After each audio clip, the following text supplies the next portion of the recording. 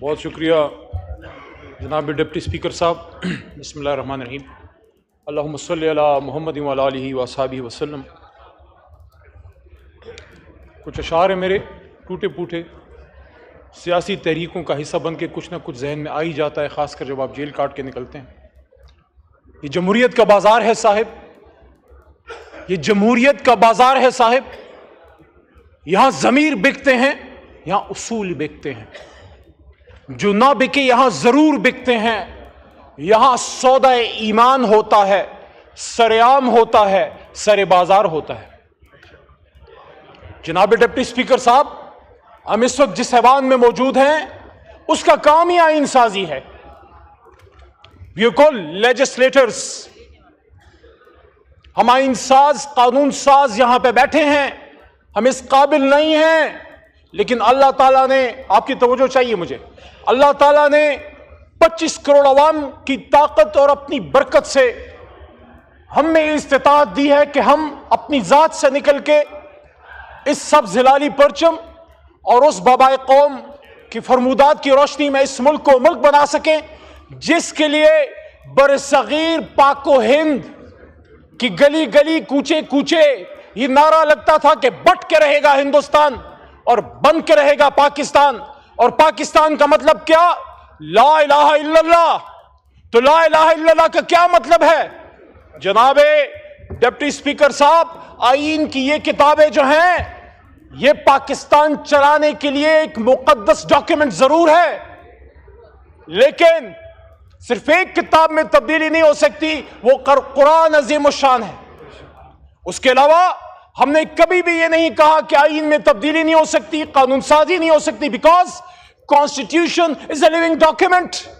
آئین میں تبدیلیاں ہوتی رہیں گی، اس کے ہم خوبصورت سے خوبصورت اور مؤثر سے مؤثر تر بناتے رہیں گے. لیکن جناب ڈپٹی اسپیکر صاحب، آئین کی یہ کتابیں ہماری کسی بہن کے سر کے دوپٹے سے زیادہ قیمتی نہیں ہے. میں اپریشیٹ کرتا ہوں ملتان سے ہمارے ایک بھائی ایم این اے صاحب گیلانی صاحب کے برخوردار موسیٰ بھائی تھے شاید کل، انہوں نے سپورٹ کی وہ بات کہ اگر، اور میں آج اس ایوان کے سامنے یہ بات رکھتا ہوں کہ اگر خواتین کو اٹھا کے، خواتین کو اغوا کر کے بچوں کے سینوں سے پلاسوں کے ذریعے گوشت نوچ کے اور ان کی آوازیں ان کی ماں کو سنا کے آپ نے قانون سازی کرنی ہے، شرم کا مقام ہوگا. جناب ڈپٹی اسپیکر صاحب، میں نہیں چاہتا تھا میں نام لوں، لیکن تاریخ کی درستگی کے لیے ضروری ہے.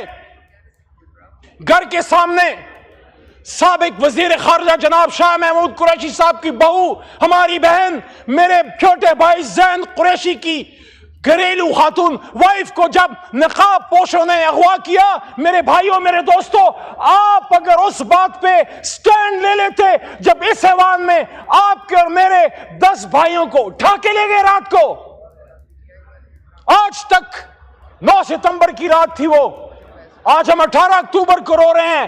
جناب سابق وزیر اعظم صاحب، راجہ صاحب، بے نظیر صاحبہ کی شہادت صرف آپ کا نقصان نہیں، ہم سب پوری قوم کا نقصان تھا. لیکن آج جب ہم بے نظیر کی شہادت کی بات کرتے ہیں، آپ مجھے بتائیے اس ایوان کے اندر سے جب آپ کے ایم این ایز کو نقاب پوش اٹھا کے لے گئے تو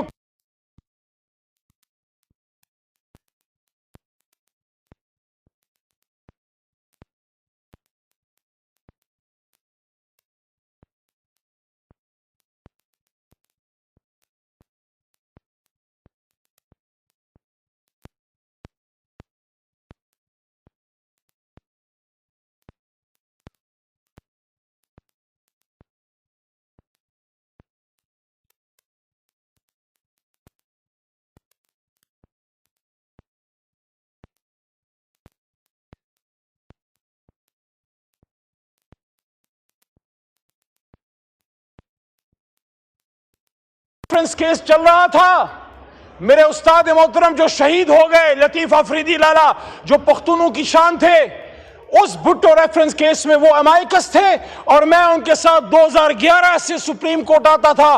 بھٹو صاحب کے اس کیس میں میں ان کے ساتھ وہاں سپریم کورٹ میں آتا تھا.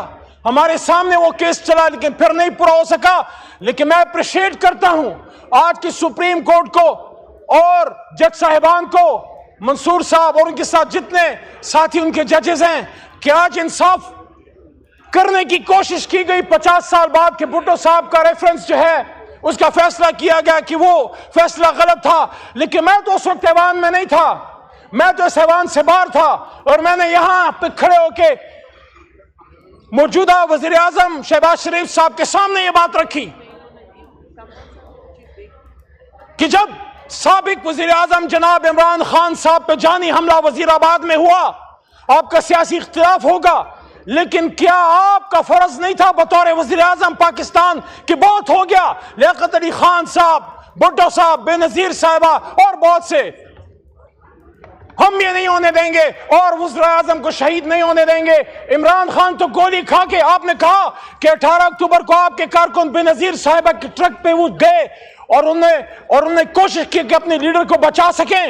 ان لوگوں کا بھی پتہ کریں جو بے نظیر صاحبہ کو تڑپتا ہوا چھوڑ کے کہیں اور نکل گئے. لیکن اسی طرح جب وزیر آباد میں عمران خان صاحب پہ حملہ ہوا, ہمارے کارکن بھی لپ کے اس کنٹینر کی طرف, اور وہ مرد بحران جب باہر نکلا تو اس نے اسی طرح ہاتھ اٹھایا ہوا تھا, بدن پہ گولیاں کھا کے.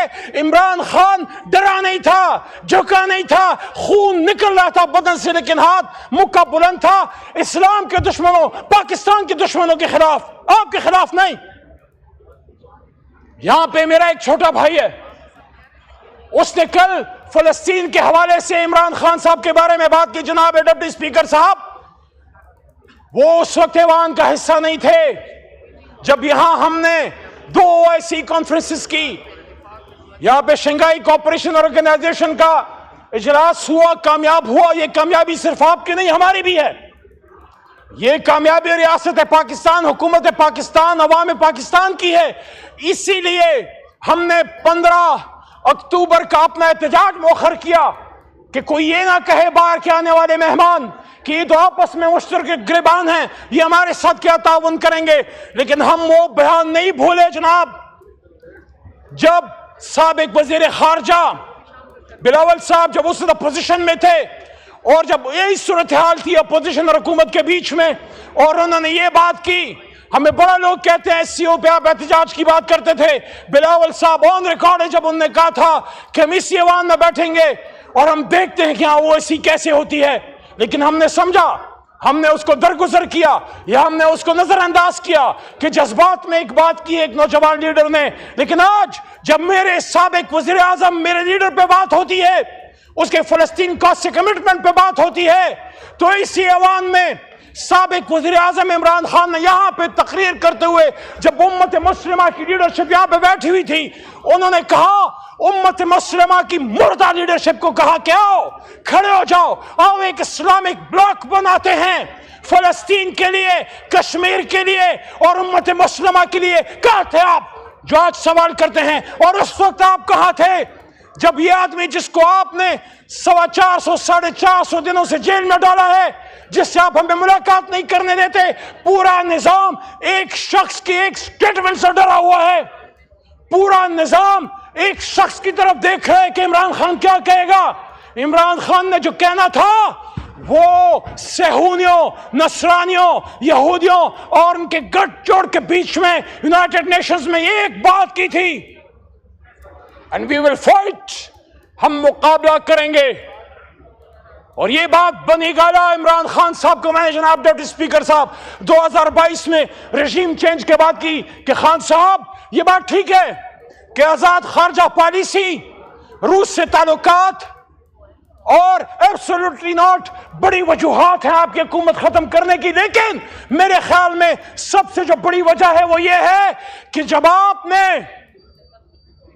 صہیونیوں, اسرائیل کے زرخریدوں کے بیچ میں یونائٹڈ نیشنز میں امت مسلمہ کو کھٹا کرنے اور یا کنابل یا کنستعین اور مدنی ریاست کی بات کی, تو اس وقت ان کے کان کھڑے ہو گئے کہ اس آدمی کو ویسے ہی مثال بنانا ہے.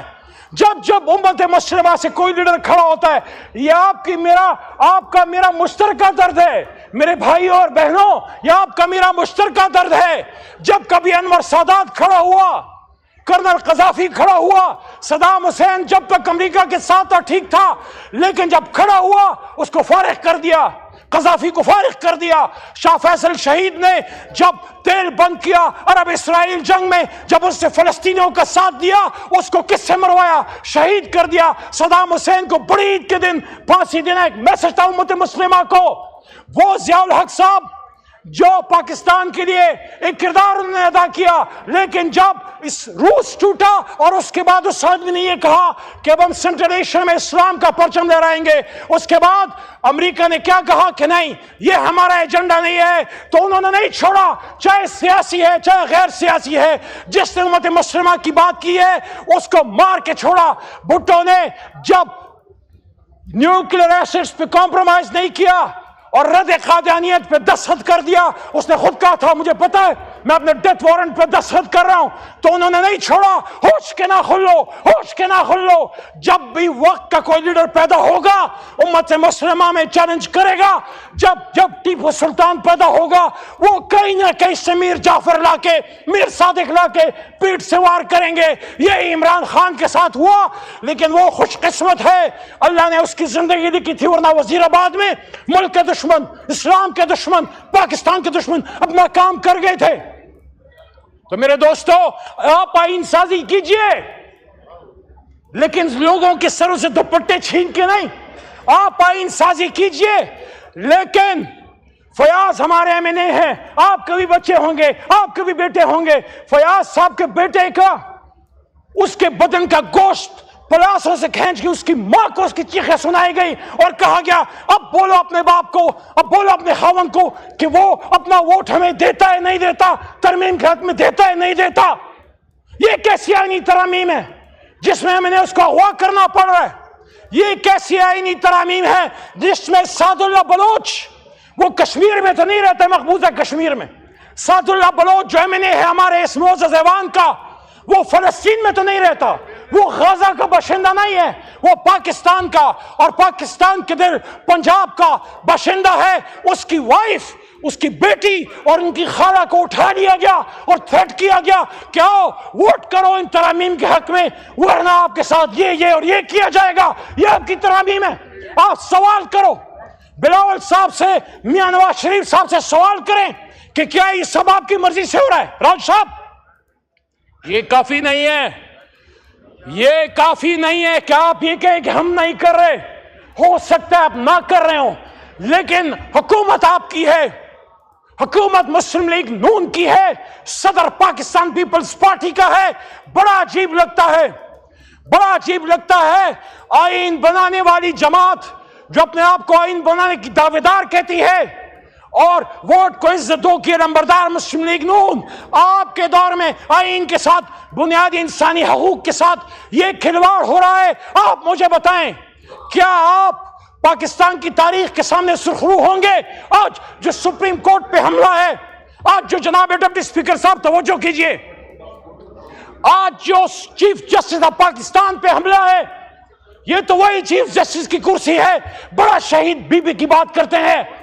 सिर्फ कुर्बानियों को हमने कैश नहीं करना, उनके कुर्बानियों का जो माखज है, उसका जो असल है, उस पर अमल करना है। शहीद बीबी ने अपनी शहादत से पहले कहा था अपने चीफ जस्टिस के घर पे पाकिस्तान का झंडा लहराऊंगी। मियां साहब खुद निकले थे, लॉन्ग मार्च किया था चीफ जस्टिस साहब के लिए और सुप्रीम कोर्ट के लिए। काजी हुसैन अहमद साहब ने कुर्बानी दी और हमारे लीडर इमरान खान साहब ने जेल काटी आजाद सुप्रीम कोर्ट के लिए। तो जनाब डिप्टी स्पीकर साहब, जब इतनी कुर्बानियों से हमने अपने सुप्रीम कोर्ट को मजबूत किया, चीफ जस्टिस को तवाना किया, उसकी कुर्सी को तगड़ा किया, आप फिर क्यों अपनी बातों से पीछे हट रहे हैं? आप क्यों फिर सुप्रीम कोर्ट पे हमलावर हो रहे हैं या अपना कंधा दे रहे हैं? क्या एक मुल्क में दो वजीर आजम हो सकते? क्या एक मुल्क में दो आर्मी चीफ हो सकते? क्या एक जमात में दो चेयरमैन हो सकते हैं? अगर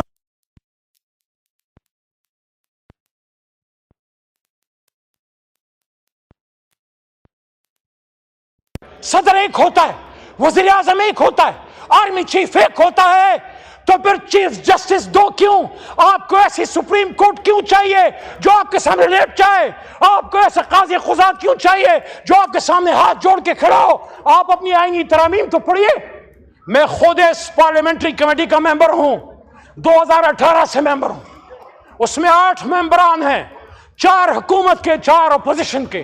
جب آپ نے جناب ڈپٹی اسپیکر صاحب, جب آپ یہ قانون سازی کی کوشش کر رہے ہیں کہ پارلیمنٹری کمیٹی آن ججز میں آپ حکومت اور اپوزیشن کی تعداد میں فرق ڈال کے حکومت کی تعداد بڑھا رہے ہیں, تو آپ بیسیکلی کیا کر رہے ہیں؟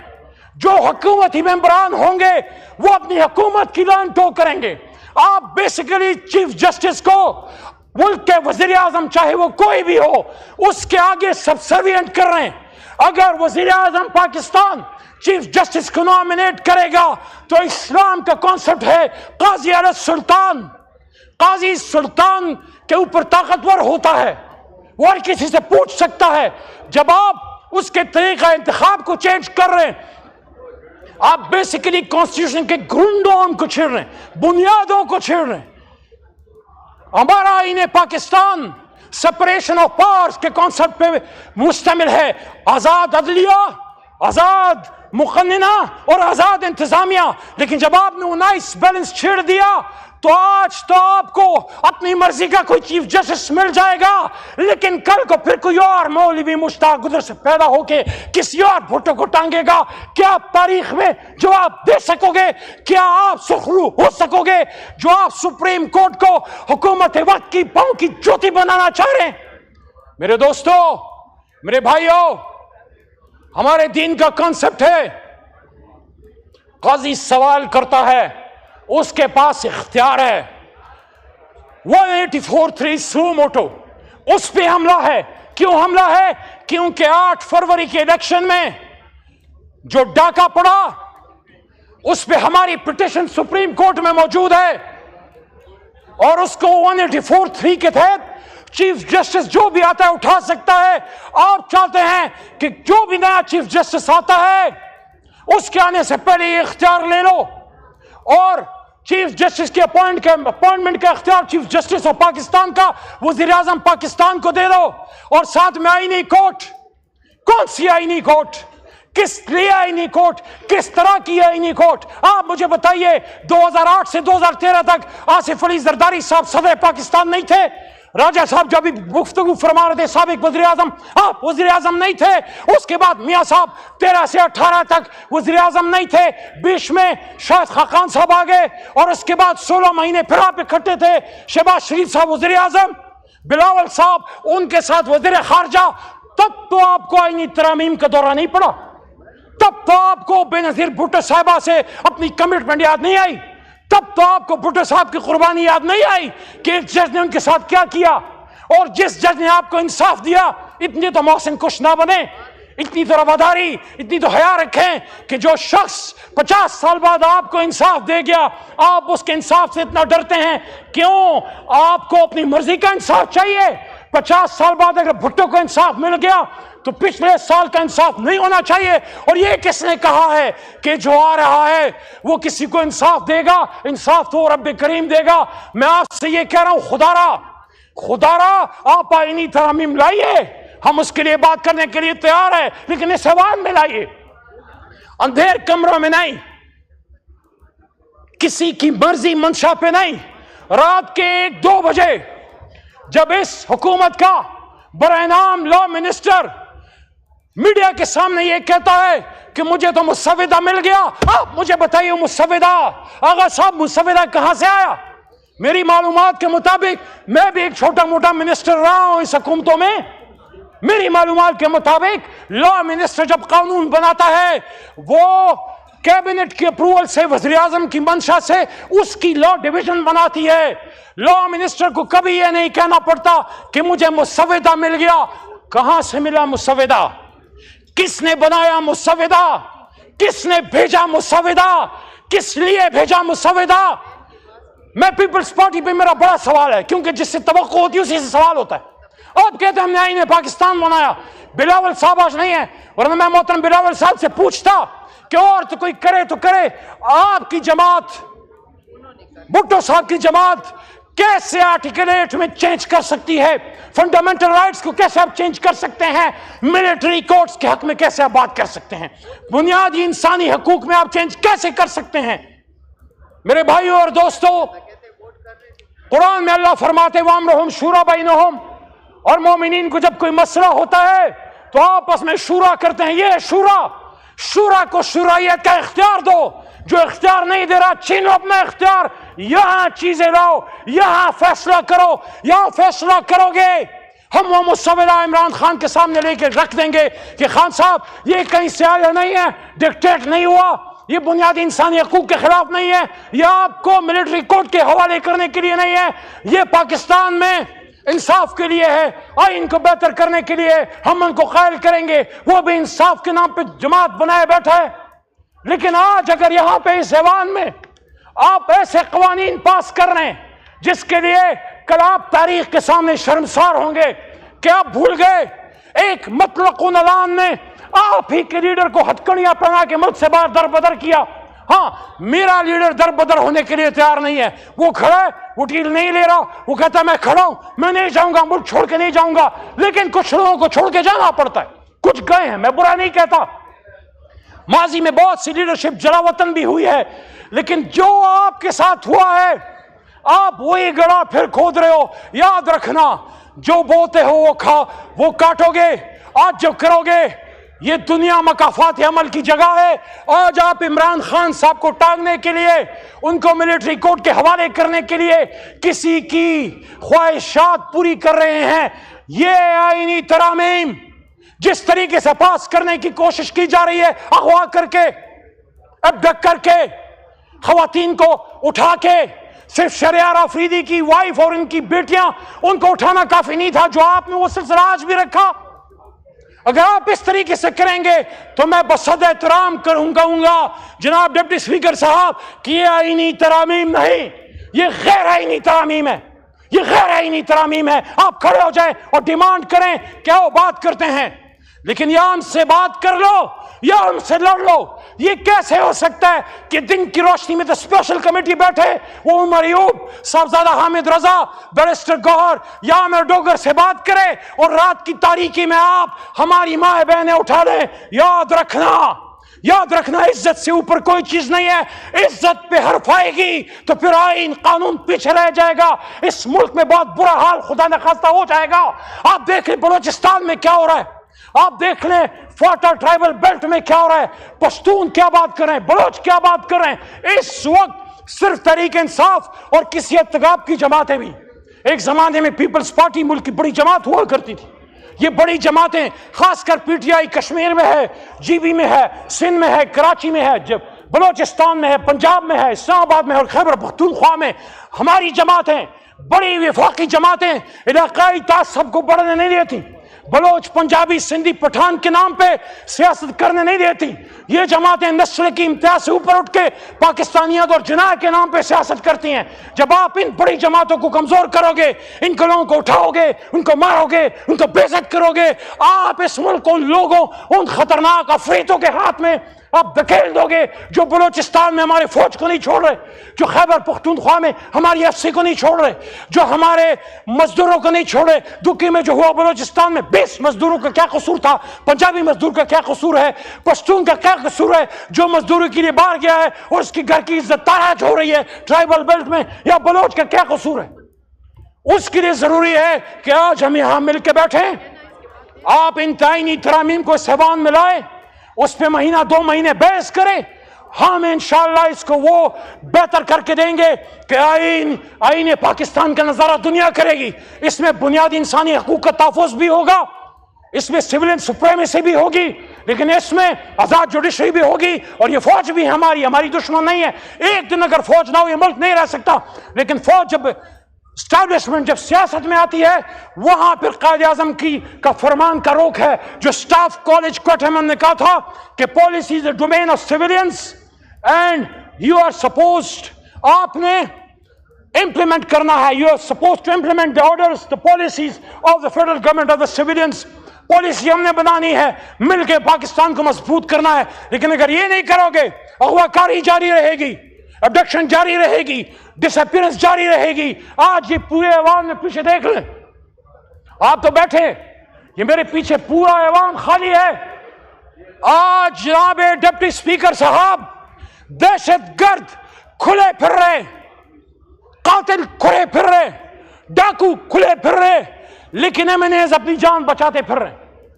یہ کرسیوں پہ آپ کے بھائی بہن بیٹھا کرتے تھے اور پھر آئیں گے انشاءاللہ. لیکن آپ سوال تو کیجئے یہ کیا وجوہات ہیں؟ اگر آئینی ترامیم اتنی اچھی ہیں، پاکستان کے لیے بہتر ہیں، تو ان کو اغوا کیوں کرنا پڑ رہا ہے؟ ان کے ضمیر کیوں خریدنے پڑ رہے ہیں؟ ان کی بیٹیاں کیوں اٹھانی پڑ رہی ہیں؟ ان کے بچوں کے گوشت کو کیوں نوچا جا رہا ہے؟ یہ آپ کسی کے بدن کے گوشت کو نہیں نوچ رہے، آپ سیاست کے اس مردہ ضمیر بدن کو مزید تاریک کر رہے ہیں. آپ مت نوچنے دو سیاست کے اس چہرے کو، مزید جتنا نوچ چکے وہ کافی ہے، اور شہادتیں مت دینے دو اور پاکستان کو تباہ مت ہونے دو. آخری بات، اے چاند یہاں نہ نکلا کر، یہاں الٹی گنگا بہتی ہے. اے چاند یہاں نہ نکلا کر، یہاں الٹی گنگا بہتی ہے. اس دیش میں اندھے حاکم ہیں، نہ ڈرتے ہیں، نہ نادم ہیں، نہ لوگوں کے وہ خادم ہیں. ہاں ہے اس دیش میں کاروبار بہت، ہاں اس دیش میں ہے کاروبار بہت. اس دیش میں گردے بکتے ہیں، اس دیش میں گردے بکتے ہیں. کچھ لوگ ہیں علی شان بہت، اور کچھ کا مقصد روٹی ہے. اے چاند یہاں نہ نکلا کر، لیکن ہم مایوس نہیں ہیں. ہم اپنے اللہ پہ ہمیں یقین ہے، ہمیں یقین ہے جس قوم نے ہم نے بھیجا ہے، ہمیں بڑی طاقت ہے، ہمیں بڑی جستجو ہے، ہمیں بڑا حوصلہ ہے. انشاءاللہ عمران خان نکلے گا، آئے گا، اور جو میں نے بات کی تھی عوام کی طاقت سے اس کرسی پہ ایک بار پھر بیٹھے گا. لیکن وہ تب ہوگا، اور پاکستان میں جمہوریت تب مضبوط ہوگی جب ہم ایک دوسرے کو اغوا کرنا، بلیک میل کرنا، عزت تاراج کرنا اگر ہماری طرف سے ہوا ہے وہ بھی غلط ہے. اگر ہماری طرف سے کسی کا دروازہ توڑا گیا وہ بھی غلط ہے. اگر ہماری طرف سے ہماری حکومت میں رات کو کسی کو اٹھایا گیا وہ بھی غلط ہے. لیکن آج آئین سازی کے نام پہ جو پاکستانی لیڈرشپ، پاکستانی عوام کا مذاق اڑایا جا رہا ہے، میں سمجھتا ہوں پوری دنیا کے سامنے ہمارا چہرہ شرم سے شرمسار ہے کہ آج پاکستان میں آئین سازی کی بات ہو رہی ہے ڈپٹی اسپیکر صاحب، اور آدھا ایوان خالی ہے. بہت شکریہ. پاکستان زندہ باد.